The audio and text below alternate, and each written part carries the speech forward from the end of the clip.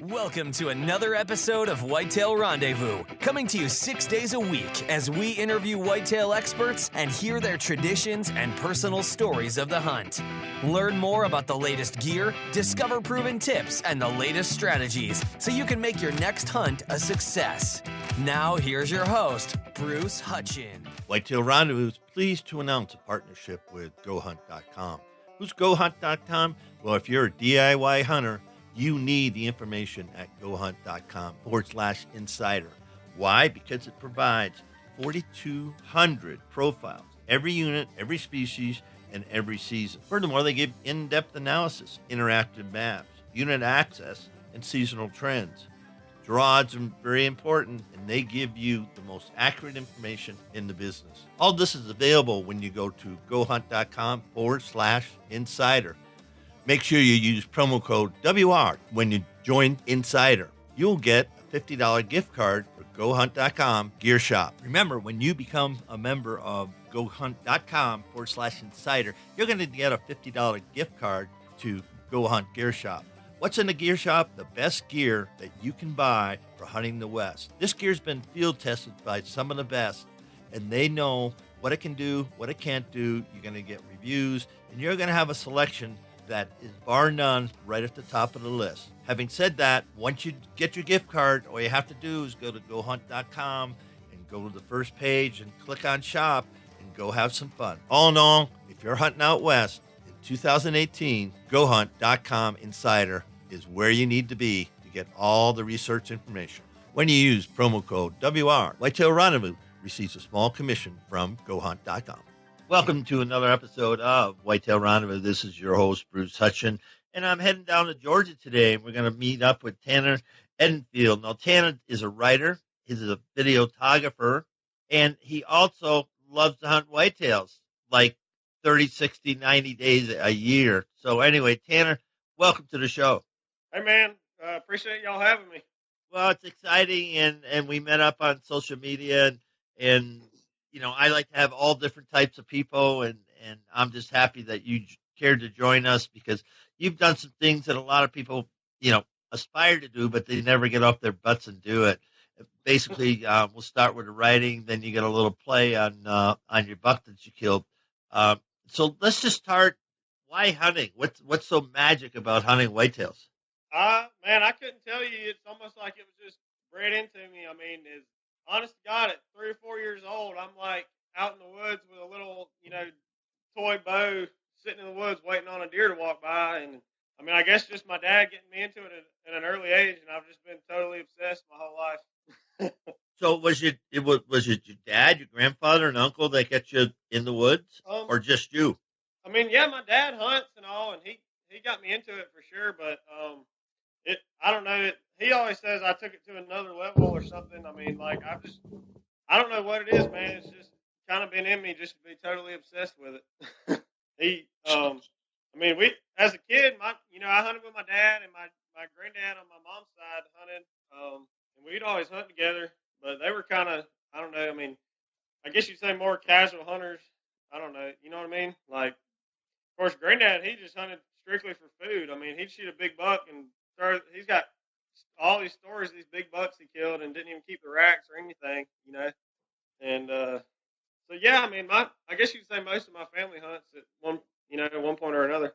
But you got, I mean, you're passionate about it. You got the bug, however you want to say it, to spend 60, 90 days, in a tree stand, waiting for Mr. Wonderful. That's hard work. It isn't easy. Yeah, man. It does get to feel more like work at some point, and it is what it is. I mean, to me, it's just if you have a goal, there's only one way to make it happen, and that's to make it happen. Yeah, a lot of people talk about it, but I know when I do during the rut and do all day sits, I mean that's hard. It is. I don't care what your age or anything. That's hard. Yeah, and it's not as bad as it used to be. Now you can play on your phone and all, but it's still, I mean, it's hard though. Especially, you ever get going through a point you're not feeling like you're not seeing anything, but I don't know. I mean, just got to talk yourself into understanding it only takes that one. He's only got to walk by one time, Yeah, you spend hours and hours and hours, waiting for, him to come by, and it's all over within, it's 10 seconds. All Yeah. of a sudden there he is. You get set up. He walks underneath you, and You miss him at 15 yards. you either miss him or get him, and then you just go, "Are you kidding me?" Yeah, I mean, it's just unreal. I mean, it's crazy how it's just unbelievable when it happens like that. My big one I killed this year just start bawling like a baby, and just couldn't believe it. Well, tell us about the video, how you self-filmed. Well, I kind of got into it almost by accident, I guess you'd say. I mean, I used to video a lot as a kid and never really got anything on video. And then early this year, like 2 days before I killed my big one, I said I was gonna try to go shoot a doe, and I was like, well, I might as well pull out the old camera again. Uh, and a buddy of mine had let me borrow a camera arm, and I went and shot that doe on video, and I thought that was kind of cool and kind of got me pumped up to carry all the stuff again. And lo and behold, I like 2 days later I shot him, and now I mean that kind of ruined me. Now I feel like I got to carry the video every time I hunt. So, Now, when you talk about video, is it an SLR or digital, camera, or is it a regular video camera?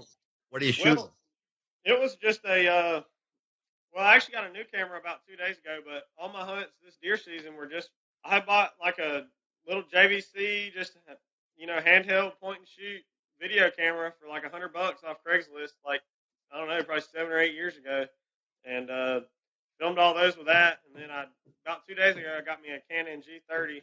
Guess I'm kind of getting more into it. I had to step it up a little bit. Now, self-filming is tough. I mean, because one, you got to get in your stand, you got to set up. I know some guys that leave, their arms and everything in a tree on private land. But let's just walk us through, what time you go in to get set up and how's that all work? Well, I mean, I guess it depends. If it's an afternoon hunt and I was hunting like a giant, I'd probably be there, 3 or 4 hours before dark. If I was just hunting, I don't know if I'd be there that early. And I mean, it depends on the time of year too. I mean, like, early season, I'm pretty much expecting if I see something, it's going to be the last, hour and a half of dark. I guess what I call prime time, after, like that last hour or so. So I might just get there, 2.5 hours before dark. And then of course during the rut, you pretty much expect something to walk through at any time. So I guess it all just depends. Of course, you got to get there a little bit earlier to set up the camera and all. How long does that take to set up the camera? Well, it's not as bad as it was. I actually modified the camera arm to where I drilled a couple holes in my climber, so I don't have to carry the base of it at all. All I have to do is carry that little arm, and I mounted a part of it to the climber itself. So actually, I can set it up in like less than a minute now. It was taking a lot longer because you had to carry a separate backpack and strap that base to the tree and do all that. And I kind of got sick of that and figured out a little redneck ingenuity and cut that down. So, how do you make sure your camera's on the buck when he's coming through? Well, I guess I just kind of look at the screen and try to stay zoomed out. I mean, the thing to me is I'm a hunter first and a filmer second, so I kind of, I just zoom out and keep it in his general direction. I mean, if he's on a food source or something, it's easier because he ain't moving. But during the rut and all that, I just kind of zoom out and follow him. You know what I mean? But then you got to set up for the shot. Yeah. And I've done some. I mean, I guess just every situation is different. I've done some where I've just led them and stopped it on the opening, where I was going to stop them or, stuff like that, I guess. So what advice would you give somebody if they're saying, hey, I want to start doing, the self-filming? Well, I guess I'd say just go for it, I guess. I don't know. I haven't found it to really be as hard as everybody makes it out to be. To me, the hardest thing was carrying all that extra stuff. And once I got that I mean, once I got that resolved, which I couldn't explain to you how I made my little thing. I just have to share pictures or something. But I mean, um, once I got that worked out, I mean, it hasn't been that much. Hasn't been that much more difficult than just hunting. And so you're using a climber. So how many pounds are you carrying up the tree on your back in your backpack? Um, well, before I had that come up with, I mean, that camera arm was probably 15 pounds and climber's probably 20.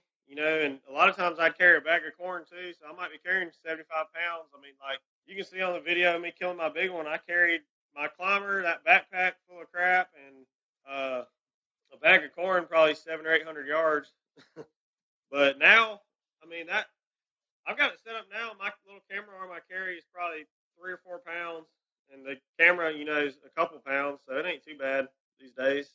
You got a bow too, right? Yeah, that's true. It's probably 5 or 6, I guess. I don't know. That's funny.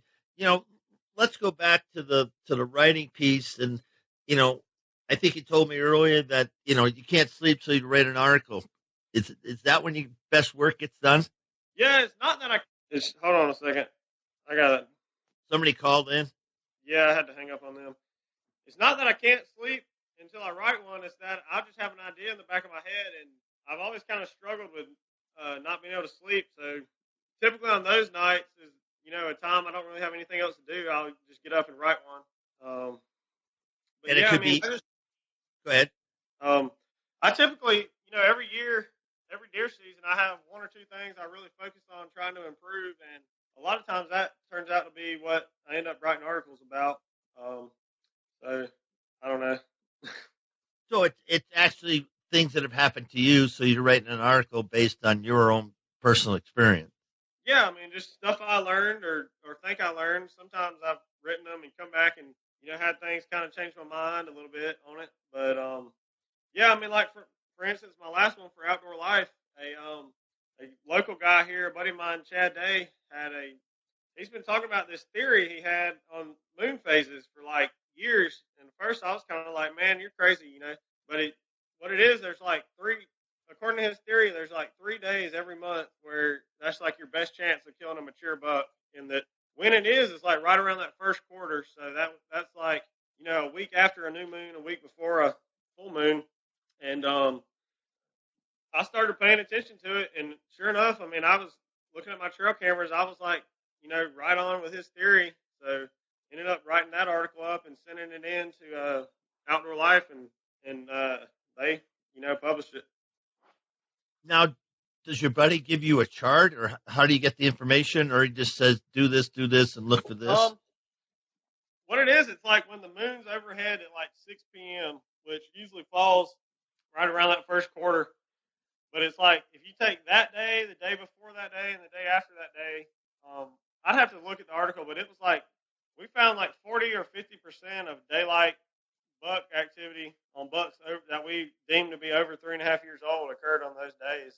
And it's specifically like, it's a lot more accurate like in the non-rut months, say like September and October. And then of course, November gets here, it's just, they're wide open all the time, So, yeah, I mean, that's it, I guess. So it's proven, at least to yourself and to your buddy, it's proven that, hey, there's something to this. Yeah, I mean, and you can see, when I did the study, I got like 30, I got another guy, a guy named Jacob Zayadi or whatever his name is, and we got like, I'm not sure how to pronounce his last name, that's why I said that, but between his cameras, mine, and one other, we had like 30-something cameras that I'd mapped out all the buck sightings, of data for, and charted it out, and the graphs on the, in that article and everything. What's the name of the article? I want to say it's like Lunar Bucks. If you wanted to see it, you could just type in like Outdoor Life Moon, and it would be like the first thing that came up on Google. I'm making a note. I'm thinking the graph isn't in the online version. I think it's only on the print version. Yeah. But at least it'll give some semblance of what the heck's going on. Yeah, I mean, it's the whole article. It just don't have the picture of the graph. That's all. Now, do you think that would work in Wisconsin or Iowa or Kansas or? I'm not sure. I mean, down here, I've had a ton of positive feedback on it. around Georgia, and then I was really hoping I'd get some more feedback from some people in some other states like that, and haven't really heard much. I've had one or two guys say it didn't work, but like I said, I mean, like that's just one or two. I haven't really had a chance to compare it with a whole lot of people up there. Yeah, you need a fairly large sample size because people But think they're doing it right. the juries, I saw a thing from them recently that was saying uh, they kind of go by if you can see the moon in the afternoon, which should be right along those lines if it's overhead at 6 p.m. You know what I mean? They kind of say those are the good days, so that seemed like that would kind of fall right in with it. Yeah, overhead or underfoot. I mean, there's a lot of moon stuff, going on, and I want to say Charlie's last name correctly. He just died, and he had done for years and years and years, moon phases and all of that information, and like we mentioned before, deer and deer hunting. I mean, he wrote an article for them every single fall, and it worked out pretty good. Yeah, I mean, I would say kind of take it with a grain of salt. I mean, I wouldn't consider it like the secret to hunting or anything like that. I mean, it's just kind of it's definitely the data matches up with it, and I mean, it's just kind of another tool in the toolbox. I mean, Chad actually like plans his vacation days and stuff around it. And for what it's worth, my big one I killed this year was on that day or the day before, and then Chad also killed a big one on the predicted day this year. So, and I hunt every day, so I mean, it seemed like it works for us. I don't know. Yeah, you're going to be out there. One thing I like about Tanner, folks, is that if the season's open, he's going to be out there until he tags out. That's for sure. Now, how many bucks can you kill in Georgia? Just two. Two for the year, and then how many does? 10. Of course, so you can kill more than two. That we have like quota hunts on management areas and stuff, but I mean, some guys can kill 3 or 4 a year off those hunts. I don't ever really do them much because hunting public land down here is kind of like, let's play Red Rover and see which one a deer runs through.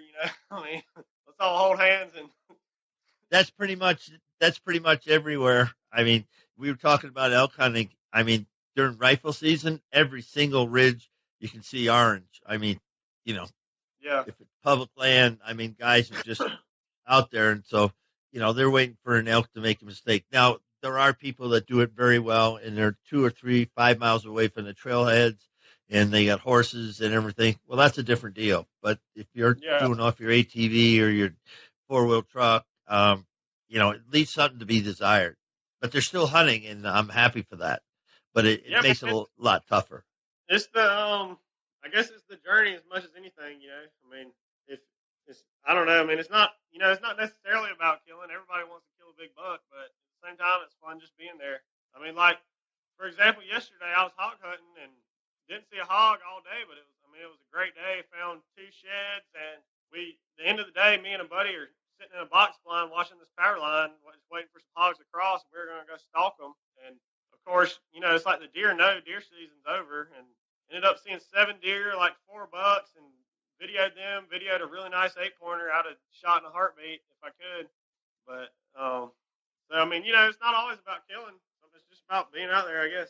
Well, it's the whole lifestyle, and it's a huge, whitetail hunting is a huge industry. There's no question about it. I mean, I have thousands of people listening, to my podcast, and they're listening to pick up a nugget here, a nugget there.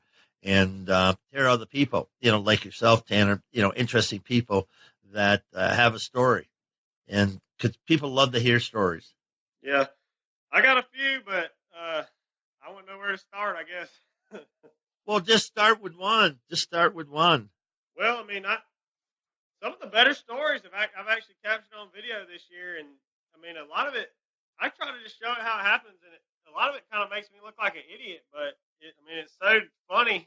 I can't not release it. I mean, like, for example, this year in Kentucky, I mean, peak of the rut, for whatever reason, I want to say maybe I had shot a doe or no, what it was, I had shot at a deer on Halloween here and hit a limb and missed him. And I normally only carry 3 arrows. Well, after I did that, I only had 2.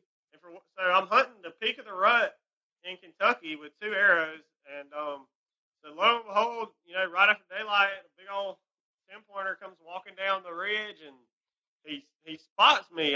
There ain't no good trees in Kentucky like there is here, and I didn't have a lock on. I'll have with a climber, so I'm kind of out in the open. I was like, I just go for it, and he spots me and walks out to 40, and keeps kind of going on his merry way, which seems like that's how they do in Kentucky. They're at 40 yards. They feel like they're safe. So I went to shoot him and hit a limb, and and then it was like 20 degrees, which is like freezing for an old Georgia boy. And so I put these big old gloves I had on back on, and probably less than a minute later, an even bigger buck comes chasing the doe down the ridge, and I didn't even have time to take those gloves off. So I shoot at him at like 15 yards and miss him, shot right under him. And I don't know if that was the gloves or just me rushing it, but so. Anyway, long story short, I'm sitting here with no arrows, watching 2 big bucks chase does around my tree.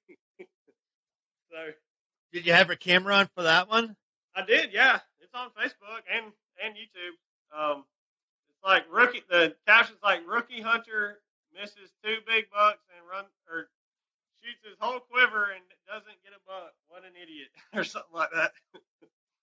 Now, where was the doe? You said you had arrow the doe. Was she really close to the tree? She was, say what now? The doe, you said you shot a doe early in the morning. No, I'd shot one I was thinking maybe I'd shot a doe. What it was, I had missed that buck in Georgia right before I went to Kentucky. I was trying to figure out why I only had 2 arrows in my quiver. Okay. But no, I didn't shoot a doe that morning. But yeah, I don't know, that was kind of the first story that came to mind, I guess. But I don't know, it is what it is. It made for a really good video, though. And I'm sure it did. Just one of them things, I guess. I mean, I'm kind of wired. Like, I just stay going, and a lot of times I don't slow down enough to get my stuff in order and get organized, and somehow end up in the tree with 2 arrows in Kentucky in the peak of the rut. So what are you going to do next year? Carry 4 arrows, or what are you going to do to make sure that doesn't happen again? At least 3. I mean, dang, something. Yeah. That's funny.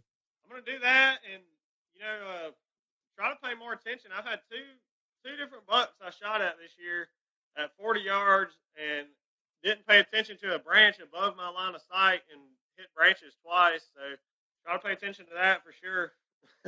Carry more arrows. I don't know. I mean, the list goes on, I guess. Yeah, that's for sure. Now, what's your favorite whitetail technique when you're hunting a new area? So it's a new area. What are you going to do? I guess the first thing I like to do is figure out where I think they're bedded. A lot of my buck hunting, I feel like I want to be within 150, 200 yards of where he lays down. So I guess, I mean, you got to kind of just, and it takes a couple years to figure it out. Sometimes, a new property, but I mean, I want to figure out where they're bedding, where their food's at, where the does are. I mean, like anything else, it's just a puzzle you put together, and different times of the year, you hunt it different. I mean, early season, if I can find where I think he's bedded and hunt a rub line headed to a food source in the afternoon, sometimes that's a slam dunk. So I guess somebody calling you again. Yeah, I just want to make sure I don't lose you. I feel bad. It's probably people wanting painting jobs done, and I'm hanging up on them. But is that what you do for a living? You paint? Yes, sir. I own a painting company. What, for houses or commercial or? Yeah, we do some commercial, mostly residential repaints. It keeps me in the woods, so I'm happy with that. Well, yeah, the amount of hunting that you do. Now, I wouldn't think you were married or anything. I have a fiance. She kind of got spoiled when we first started dating. I had already tagged out that year, and man, that next year, because I'd kind of slowed down once I'd tagged out. I mean, when I say tagged out, that's tagged out on bucks. I'd doe hunt a little bit, and boy, that next year she had a rude awakening. It's been rough ever since then. You must be a fine lady, that's for sure. I don't know how she puts up with me, man. I don't know. Let's switch it over to gear talk. What's the last piece of gear that you bought? I know you mentioned the camera, so we can talk about that, or some other piece of gear.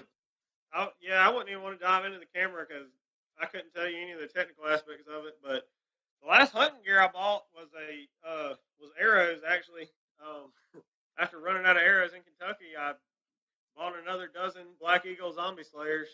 Um, Now, why'd you buy them? they're just durable and cool, and I like the name Zombie Slayers, and it's a Georgia company, which if I can buy something close to home, I'd rather do that.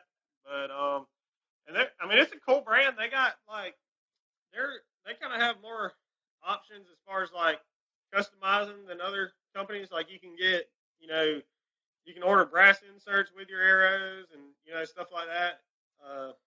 Trend lately has been a lot of guys wanting to shoot more weight up front, so that kind of makes that easier. And just a durable, all around good arrow, I guess. Now, what kind of broadheads do you put on? Um, Lately I've been shooting Ramcats, but you see like especially like on these Facebook forums and stuff like that, you see all these guys arguing over broadheads, and it's just where you put it. Like last year in the same year, I shot one with a Ramcat, one with a bipolar. They both fall over within sight. It's just you make a good shot, they die. Pretty much, So of course, if you've been hunting long, you know that. But I don't know. It's funny to me all these guys online arguing about what broadhead they need to shoot. Well, it's kind of like Ford and Chevy. Yeah. Yeah, they'll both get you down the road. They're both good trucks, but people Yeah. just put their stake in the ground and say, "Oh no, you gotta shoot this, and here's why," and stuff. But that's why there's so many brands. Yeah. And like I said, at the end of the day, I just feel like it's where you put it. But I guess if you gut shot one, you'd rather, worst case scenarios, if you gut shot one, you'd rather have an expandable with a big old hole, and if you hit one in the shoulder, you'd rather have a little bitty broadhead that might poke through it. You know what I mean? Yeah, and I know from out west when I first started hunting out here, I was amazed guys are shooting elk with 243s. Yeah. Legal caliber, and they said the exact same thing. If you hit them in the right place, it doesn't matter what caliber, they're going to die. Yeah, you got to kind of worry about that worst case scenario too, I guess. That's true. But these guys, the guys I was hunting with, they've been doing it for a while, so they take the shot that they knew would put them down. Yeah, that's pretty much it. Yeah. The 240, actually, the ballistics on a 243 aren't that bad, as far as the bullet drop or anything like that. No, it all works. I shot a lot of, and people say the same thing about deer. People say 243 is too small for a whitetail, but I shot a lot of them with a 243 as a kid, and most of them don't take a step. No, that they sure as heck get down. When you're looking after the season, looking back, what's a couple of things that you're carrying forward to next year? Lessons learned. Well, obviously, first and foremost, carry more than 2 arrows. And then one thing I learned out of state hunting like Kentucky this year, I made like 12 trips up there. All said, all in all, went up there and sprayed food for my food plots, went up there and planted them, and put all this work into it and did a lot of that by hand. And I feel like it went to waste, really. All the bucks we saw were not bucks that lived there.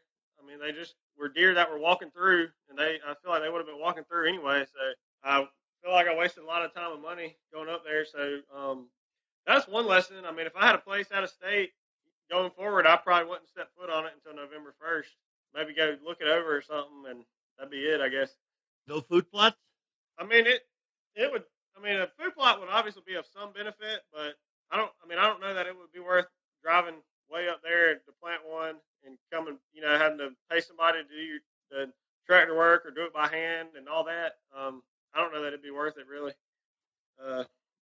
And I'm not an expert or anything. That's just my opinion on driving 8 hours to plant a dang food plot. Well, some people want to have them because they want to suck the does in. If the does are, in the neighborhood, then the bucks are going to be in the neighborhood. Being in an ag area, though, they're there. You know what I mean? But I don't know. That's just my personal opinion. Like I said, I don't claim to be an expert or anything. I don't know that I would drive 8 hours and 12 times to get a place ready again. I'd probably just hunt it. Now, how'd you find that lease? Just off of a GON forum, Georgia Outdoor News online forum. A guy had it. Because you did see a couple of shooter bucks. You missed them, but Yeah, I did. There's deer there. That place it didn't really have any resident shooters. I guess, like I said, there was one mature buck that I felt like lived there, and he was like 12 inches wide, might have been 80 inches total. Just a gnarly 7-point. I mean, deer had to have been 250, 300 pounds, and I actually let him walk twice, but being a one buck state, I just didn't go up to Kentucky to shoot him. You know what I mean? But this kind of goes back in to show you what my luck is like. I had a buck, probably I don't know, 135, 140 inch 9-point that would show up every morning. You know, I had cell cameras up there, and I found a trail in between where I thought some deer were bedded and the soybeans across the road. And it's a gravel road. I mean, never see any cars, anything like that. So anyway, I threw some corn out on that trail, you know, just to be able to get a picture of them. And that buck was showing up every morning, like maybe 30 minutes after daylight, heading back to that bed. And every afternoon, 30 minutes before dark, he's headed to those soybeans. And this is like every day. And I'm sitting here thinking, man, I'm going to go kill this buck opening weekend. You know what I mean? So maybe like, I think probably like exactly a week before the season opened, he quit showing up. And I got to talking to one of the neighbors up there, the guy who would help me with the food plots. And he's asking me, you know, just kind of make a conversation. You seen any good deer? And I was like, well, you know, I was seeing a really nice 9-pointer every day, and he kind of disappeared. And that guy says, well, man, I got a picture you might want to see. And so he sends me a picture of this buck I've been watching dead on the side of the road, like, you know, a gravel road you never see a car on. I mean, you can sit there for an hour and not see a car. And as my luck would have it, he gets hit a dang week before I was going to go shoot him. so you did everything right except that Ford or Chevy, you know, took him out for you. Yeah, exactly. He was there, man. I was all pumped up, and that was a heartbreak there. But it is what it is. I mean, it's a wild animal. He's going to go where he wants to go. But it's just crazy to me that he's done lived his whole life. He's running in a group of 10 bucks, you know, and then out of that whole group, he's going to be the one that gets hit on a road that one car an hour might drive on. Kind of crazy. Yeah. But that's my luck, I guess. So what are your plans for 2018? I don't know, man. I don't know. Just keep doing the same thing, I guess. I don't think I'm going to lease that place again, but I'm going to, you know, I've sent out a lot of letters around here and see if I can kind of step it up around here, and then had a couple invites out of state. So I don't know, just see what happens, I guess. I was considering maybe trying some public. I don't know, you know, some out of state public. They say it's not as bad up there as it is here. I know guys that, you know, I've got one friend, you know, when he works really hard at it, you know, he'll get as far away from the, you know, the parking lot as possibly can, and he does well, you know. He shoots good deer, but he's been at it a while, and he doesn't hunt leases, you know, or you know, or somebody else's private ground. All his hunts are on DIY, and you know, he does well, but it's a lot of work. Yeah, that's the thing. I mean, like as far as like getting a lease or something like that out of state, you just never know what you're getting into. I mean, like this particular deal. I mean, the dang farmers had these 2 German shepherds that were supposedly protecting their cattle or whatever, and they just run laps around the property all the dang time, and they won't put them up, and you know, stuff like that. And I feel like, you know, if I'm not going to be knowing what I'm getting into either way, it might as well be free and go hunt public. But True. I mean, to me, you know, them guys, a lot of the guys that live up there, you know, a deer I would shoot and call a trophy, they might not even look at. So, you know, I think that, I don't know. I mean, if I could go up there and shoot a 130 or something like that, which might be a 3-year-old or even a 2-year-old, I'd be happy with it. You know what I mean? So, I don't know. Maybe I can make something happen. Yeah, it's still 8 hours up to Kentucky? It was like 6 to where I was at in Kentucky, and I don't know if I'd go. I mean, I might go to Kentucky, might go to Illinois, any of them. I don't know. I'm kind of a fly by the seat of my pants kind of guy. You need to get out to Kansas and parts of Missouri. Yeah, I wouldn't be opposed to that either. Of course, it's a little bit more of a drive, but they kill them. I don't know. Hopefully, I can find somebody that kind of done it before and kind of give me an idea of where to go. Maybe not necessarily a tree, but just just a management area as a whole. That might be a good starting point. I don't know. Yeah, because you can get a long way with two guys driving. Yeah, that's for sure. Yeah. Well, Tanner, I'm gonna wrap the show now and just thank you so much for being a guest on Whitetail Rendezvous. Any last thoughts? Not really. I don't know. I mean, I can talk all day if you let me. So, if you're ready to call it, we can call it. Well, I just appreciate you being on the show and sharing some insights, a lot of insights on self-filming, on writing articles, and of course chasing whitetails. So on behalf of thousands of listeners, I want to say thank you for being on the show. Yeah, man. Appreciate you having me. Anytime. You ever got a hold of Phil, I'll come talk to you some more. Next up, we're staying right here in Colorado, actually Loveland, Colorado, and we're going to connect with Bill Vanderheiden. Now, Bill is the owner of Iron Will Broadheads. You might know him on the web or social media as Iron Will Outfitters. And just to kind of clear this up right now, an outfitter is somebody that puts everything together, and he's a purveyor. He sells you things. He outfits your hunt. Other people have thought that they're an outfitting business, which they're not. But he makes the finest steel broadhead on the market today. And the price point's off the charts. It's $100 for 3 broadheads. So when you listen to the show, you're going to find out why he's asking, demanding, and sharing with the hunting public a broadhead that expensive. It's going to be a reason, folks, and Bill's going to share a story.